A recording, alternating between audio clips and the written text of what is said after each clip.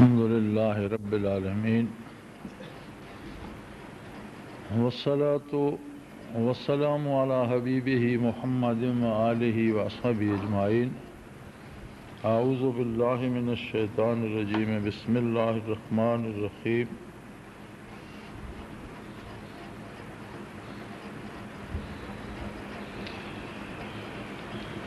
ما یفتح اللہ للناس من رحمہ فلا ممسک لها وما یمسک فلا مرسل له من بعدہ وهو العزیز الحکیم۔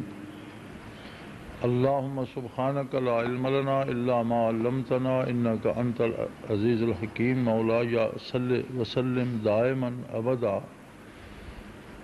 علی حبیبک من زانت بہ الاسر۔ سورہ فاطر کی ابتدائی آیات میں سے ہے، ارشاد باری ہے ما یفتح اللہ للناس من رحمہ، اللہ کریم اگر کسی پر اپنی رحمت کے دروازے اپنی پسند سے ایک حد تک کھول دے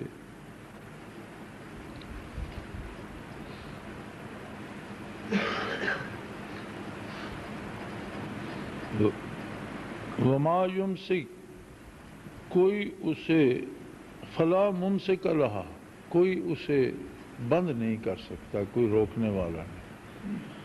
وما یمسک، اور جس پر اپنی بخشش رحمت کے دروازے بند کر دے، فلا مرسل لہ من بعدہ، اس کے بعد اسے کوئی قطرہ رحمت کا پہنچانا کسی کے بس میں نہیں رہتا۔ وہو العزیز الحکیم، وہ غالب ہے، جو چاہتا ہے کرتا ہے، لیکن وہ حکیم ہے، اس کا کوئی کام حکمت سے خالی نہیں ہوتا۔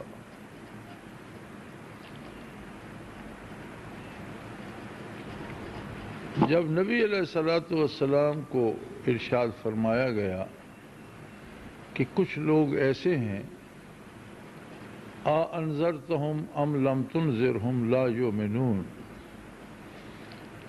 جب یہ آیہ کریمہ نازل ہوئی ان الذین کفروا سواء علیہم انذرتہم ام لم تنذرہم لا یؤمنون، ختم اللہ علی قلوبہم وعلی سمعہم وعلی ابصارہم غشاوہ ولہم عذاب عظیم، کہ یہ جو لوگ کفر پر اڑے ہوئے ہیں، آپ انہیں سمجھائیں، واعظ کریں یا نہ کریں، ان کے لیے برابر ہے، یہ ایمان نہیں لائیں گے، اس لیے کہ اللہ نے ان کے دلوں پر مہر کر دی، ان کے کانوں پہ مہر کر دی، ان کی آنکھوں پہ پردہ ڈال دیا، اور ان کے لیے بہت بڑا عذاب ہے۔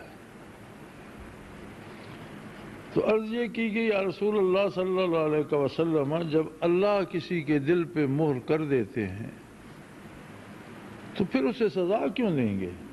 جب مہر ہی اللہ نے کر دی تو اب اس کے بس میں کیا رہا؟ وہ تو توبہ کر ہی نہیں سکتا، وہ تو اسلام لا ہی نہیں سکتا۔ تو آپ صلی اللہ علیہ وسلم نے فرمایا کہ اللہ مفت میں مہر یا زبردستی نہیں کرتے، اختیار دیا، فکر دی، سوچ دی، عقل دیا، شعور دیا، پھر نبی بھیجا، اپنی کلام پہنچائی، اور جب انسان نے ان ساری چیزوں کو دیکھ کر خود یہ فیصلہ کر لیا کہ مجھے نہیں ماننا ہے، تو پھر وہ اس کی نہ بڑھتے بڑھتے ایک حد تک پہنچ جاتی ہے جس کے بعد اس کے لیے توبہ کا دروازہ بند کر دیا جاتا ہے۔ ارشاد نبوی میں ہے کہ برائی سے، گناہ سے، نافرمانی سے دل میں سیاہی کا ایک نقطہ بن جاتا ہے، اگر اللہ توفیق دے اور توبہ نصیب ہو تو دھل جاتا ہے، مزید گناہ ہی کرے توبہ نہ کرے تو وہ سیاہی اس میں ایک نقطہ اور شامل ہو جاتا ہے، وہ بڑھتی رہتی ہے۔ فرمایا حتیٰ کہ ایک وقت آتا ہے کہ سارا قلب ہی سیاہ ہو جاتا ہے، جب سارا قلب سیاہ ہو جائے تو من جانب اللہ اس پر مہر کر دی جاتی ہے، پھر توبہ کی توفیق ختم ہو جاتی ہے، یعنی گستاخی اس حد کو پہنچ جاتی ہے کہ معافی کی گنجائش از خود نہیں رہتی۔ یہی بات یہاں ارشاد فرمائی گئی، ما یفتح اللہ للناس من رحمہ، اللہ کریم جو باب رحمت جس حد تک جس بندے پر کھول دے، من رحمہ رحمت میں سے، یعنی جس حد تک، اس کا مطلب ہے کہ ہر آدمی کی اپنی ایک استعداد ہے، اس کی اپنی ایک قوت ہے، اس کا اپنا ایک ارادہ ہے، اس کا اپنا ایک فیصلہ ہے، اس کا اپنا ایک خلوص ہے کہ دل کی کس گہرائی سے وہ رجوع اللہ کر رہا ہے۔ جتنا اس کا خلوص ہے اسی طرح اسی نسبت سے اس سے کئی گنا زیادہ رحمت اس پر اللہ کریم فرماتے ہیں۔ سب کا حال ایک سا نہیں ہوتا، ہر بندے کا اپنا ہوتا ہے، اور جب اللہ کریم کھول دیتے ہیں تو اللہ کو کوئی روک نہیں سکتا، اس کا کھولا ہوا دروازہ کوئی بند نہیں کر سکتا۔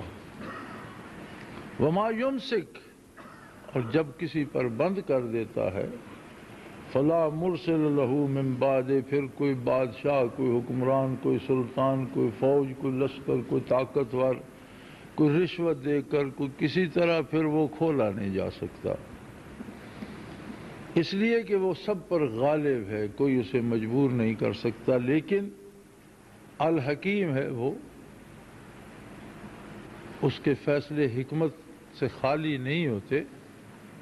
فیصلہ دراصل بندے کا ہوتا ہے جس پر عمل درآمد کا حکم اللہ کریم دے دیتے۔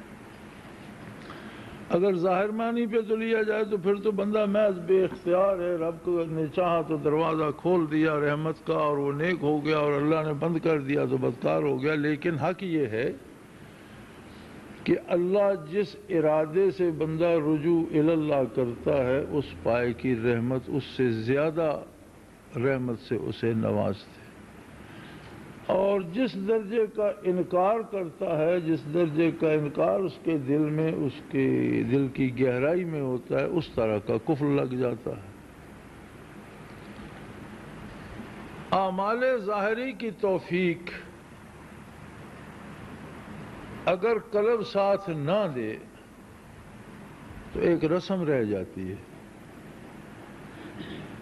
ہو سکتا ہے ایک آدمی نمازیں پڑھتا ہو، روزے رکھتا ہو، لیکن قبول نہ ہوتے ہیں، اس لیے کہ منافقین جو تھے عہد نبی علیہ صاحب صلاۃ والسلام میں، تو وہ تو نبی کریم صلی اللہ علیہ وسلم کے پیچھے کھڑے ہو کر بھی نماز پڑھ لیتے تھے، مسلمانوں کے ساتھ روزے بھی رکھ لیتے تھے، لیکن اللہ کریم نے فرمایا ان المنافقین فی الدرک الاسفل من النار، سب سے نیچے جہنم کے سب سے نچلے خانے میں منافقین ہوں گے۔ اور اسی آیت کی تشریح میں حدیث نقل کی گئی ہے کہ حضور علیہ السلام نے فرمایا کہ کفار کا اور جہنمیوں کا خون اور پیپ جو ان کے زخموں سے بہے گا، وہ منافقین کی غذا ہوگا۔ تو بظاہر اعمال تو منافق بھی کرتے تھے، فرق کیا تھا کہ ان کا دل ساتھ نہیں دیتا تھا۔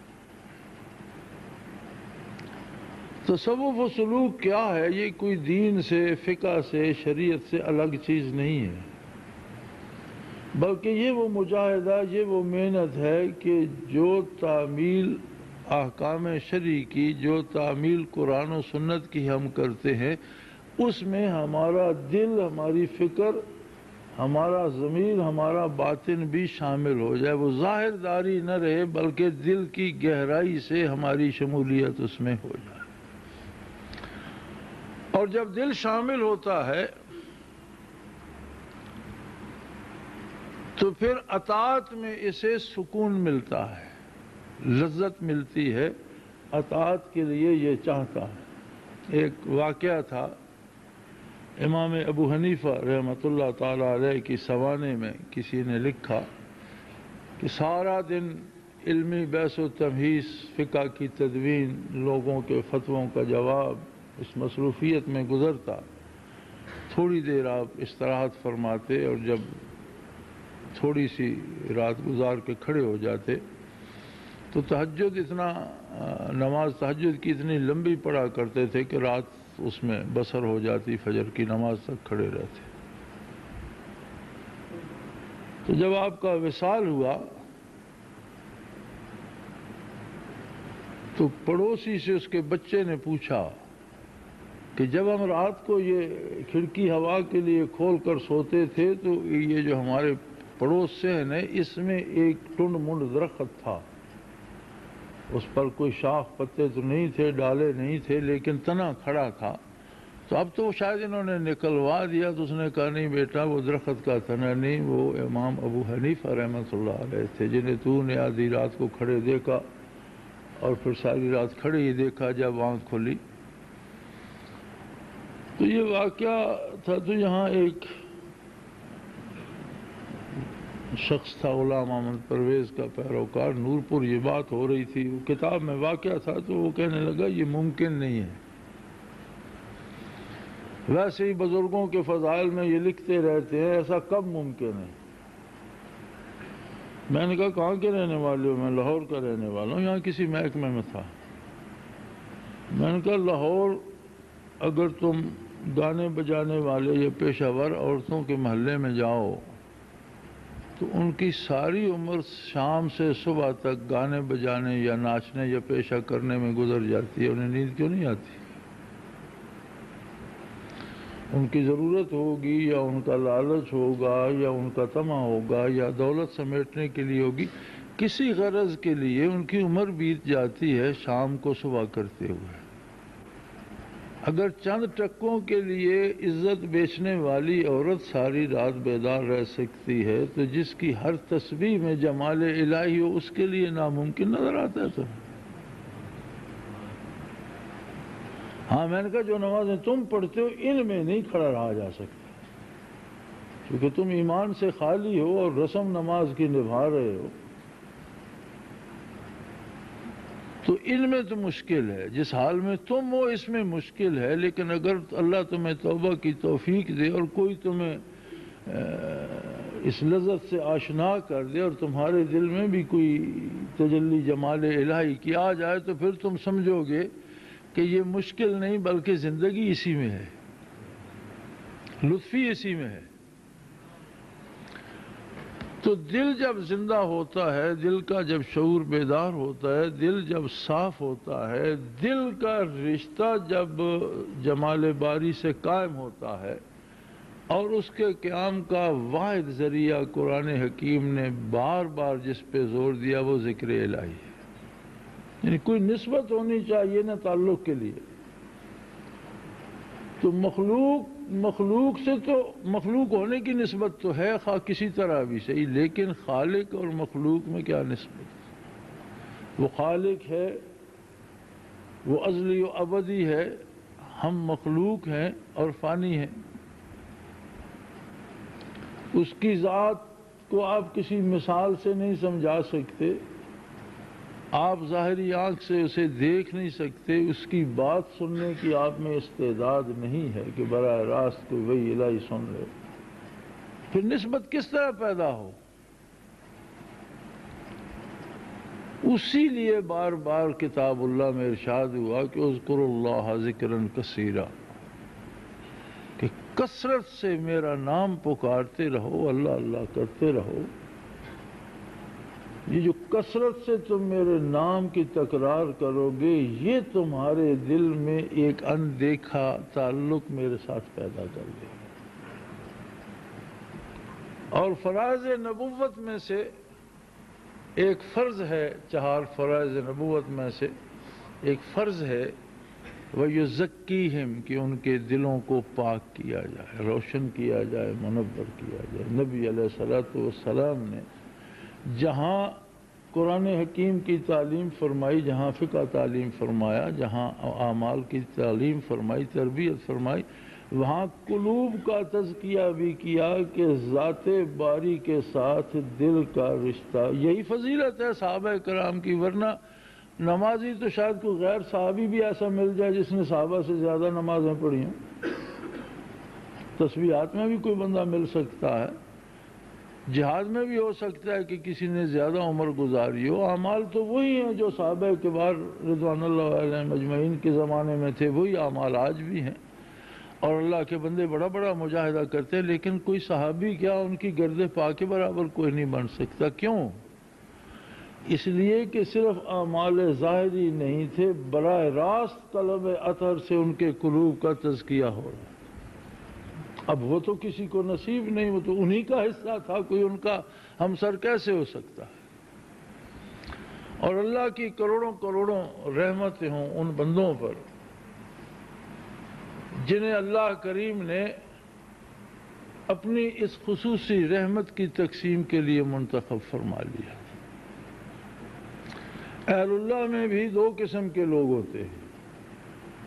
اکثریت ان لوگوں کی ہے جنہوں نے بڑے بلند مقامات حاصل کیے، بڑے مراتب حاصل کیے، لیکن حاصل کرنے کی حد تک رہے، انہیں تقسیم کرنا ان کے بس میں نہیں تھا۔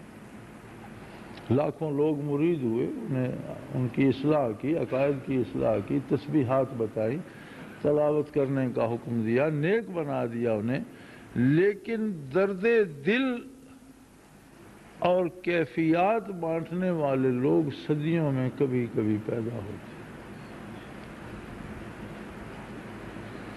شیخ شہاب الدین سہروردی رحمۃ اللہ تعالی علیہ اور شیخ سعدی رحمۃ اللہ تعالی علیہ ہم سبق تھے اور ایک ہی شیخ کے مرید تھے۔ کشتی میں سوار تھے،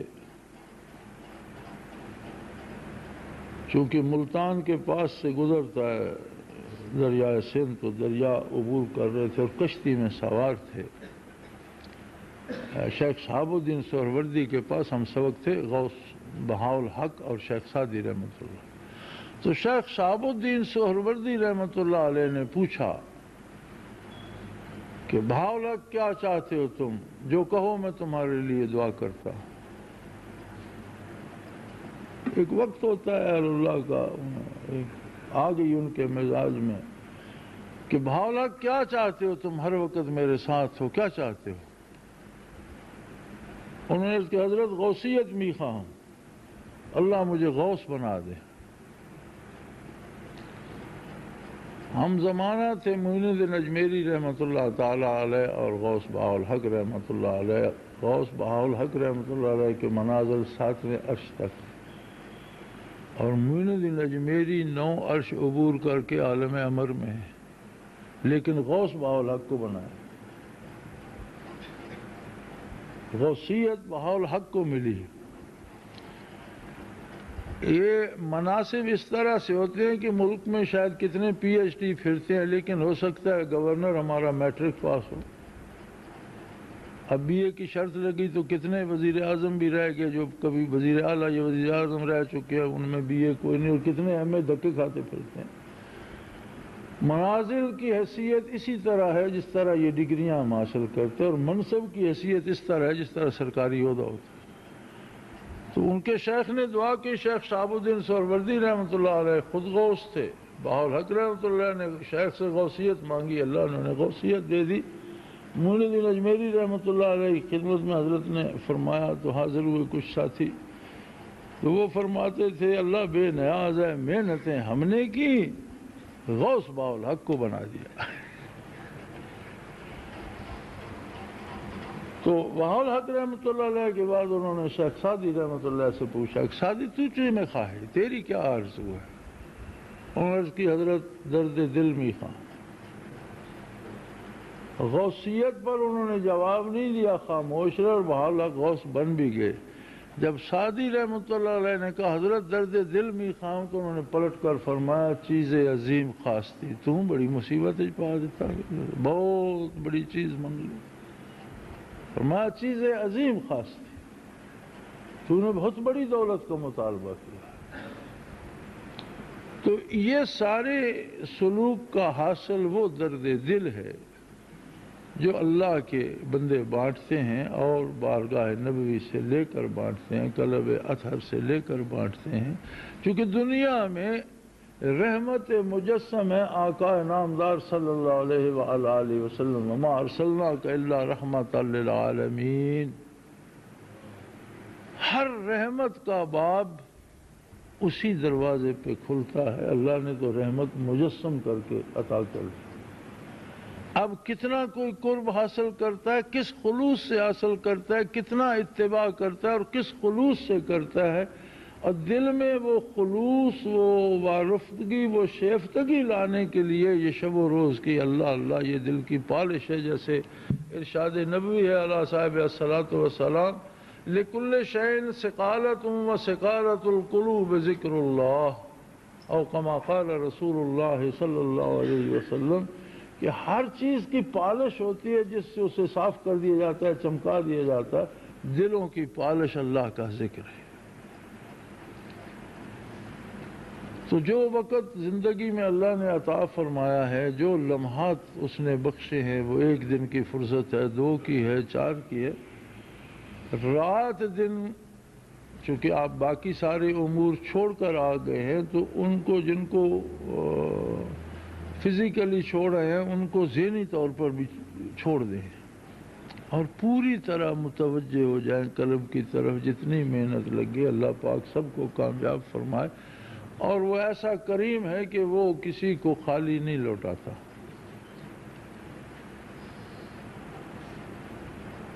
حضرت عبید اللہ احرار رحمۃ اللہ علیہ کے پاس کوئی خاتون آئی سوال کرنے.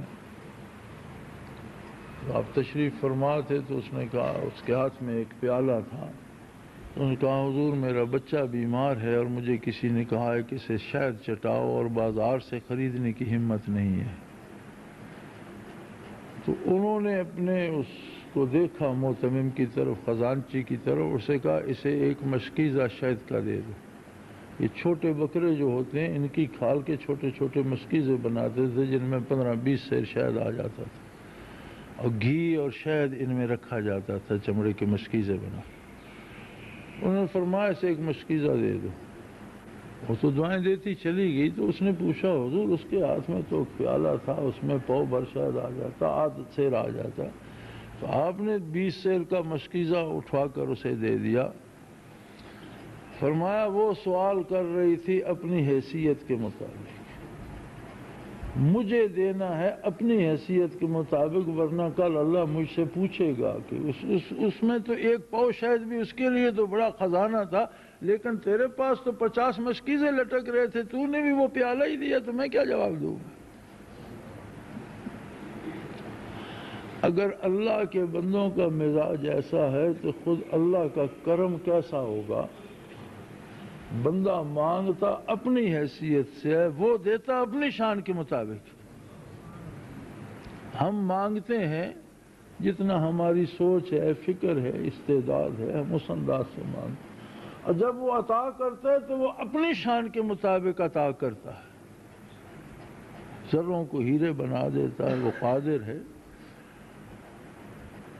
اس لیے مانگنے کے لیے وہ خلوص، وہ درد چاہیے کہ آواز دل سے اٹھے. دل زندہ ہوگا تو بات کرے گا، دل میں شعور ہوگا تو بات کو سمجھے گا. اللہ کریم آپ سب کی محنت قبول فرمائے. تو پوری توجہ، پوری دل جمی سے، پورے سکون سے کچھ دن جتنے یہاں آپ دارالعرفان میں ہوتے ہیں اس میں ساری باتوں کو چھوڑ دیں کہ لوگ کیا کہتے ہیں، فلاں مولوی صاحب نے یہ اعتراض کیا تھا، فلاں اخبار، یہ ساری باتیں چھوڑ دیں. یہ لمحات جو ہیں یہ اتنے قیمتی ہیں کہ اب جب آپ اپنا کاروبار، دنیاوی مصروفیات، بال بچے کو چھوڑ کر آئیں تو یہ دنیا کی جتنی باتیں انہیں بھی چھوڑ دیں.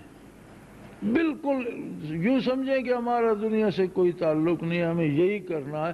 تو جو لمحات یہاں ہیں تاکہ ان میں پوری توجہ ذکر پر ہی ہو، تاکہ ہمیں باہر پھر انہی اندھیریوں میں جانا ہے، انہی طوفانوں میں جانا ہے، پراپیگنڈے کے اسی سیلاب میں جانا ہے.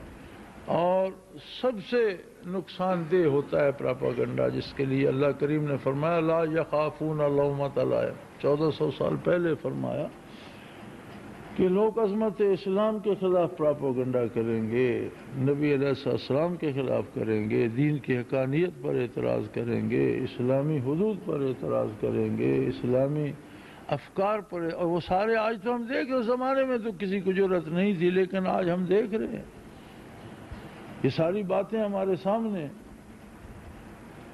تو فرمایا جو میرے بندے ہیں وہ ان کو پرے کا لا یخافون، اس سے نہیں گھبرائیں گے، اس سے نہیں ڈریں گے، بلکہ ان کا اپنا جو تعلق میرے ساتھ ہوگا خود حضرت رحمۃ اللہ تعالی علیہ جب تصوف کی طرف آئے، چونکہ آپ کا مزاج بھی سخت تھا اور آپ تصوف کے خلاف تھے، جیسا کہ ہمارا علماء کا ایک سخت مزاج طبقہ اب بھی بڑی شدت سے مخالفت کرتا ہے۔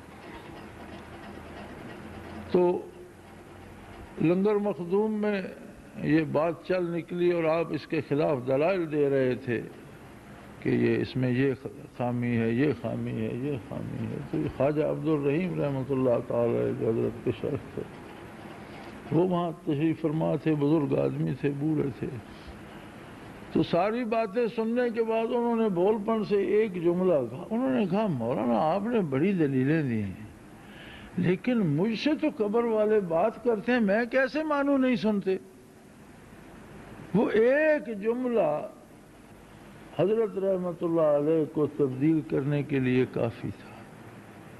اس میں وہ سادگی، وہ بھول پن، وہ صداقت، دل سے نکلا ہوا وہ جملہ، اس میں اتنی صداقت تھی کہ وہ سارے دلائل چھوڑ کر حضرت نے کہا اگر یہ بات ہے تو آپ مجھے کیوں نہیں لے چلتے، مجھے بھی سکھوائیے۔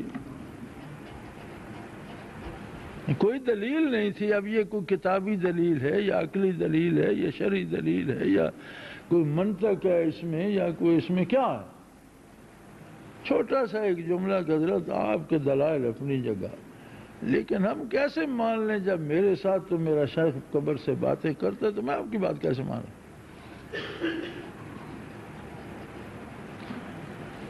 جن کے نصیب میں اللہ نے اعتراض لکھ دیا انہیں کرنے دو بھائی، جنہیں مذاق اڑانا ہے انہیں اڑانے دو، لیکن آپ اپنا وقت اس میں ضائع نہ کرو۔ کم از کم جتنے لمحات اللہ نے یہاں دیے ہیں انہیں یکسوئی سے اپنے مقصد کے حصول پہ لگاؤ۔ اللہ کریم سب کو کامیاب فرمائے۔ سارے فیصلے دلی کیفیات پر ہوں گے، اس لیے کہ سارا کردار دلی کیفیات پر مرتب ہوگا۔ توفیق عمل ہی تب ہوتی ہے جب دل چاہتا ہے۔ اللہ کریم سب کی محنتیں قبول فرمائے۔ آخر دعوانا الحمدللہ رب العالمین۔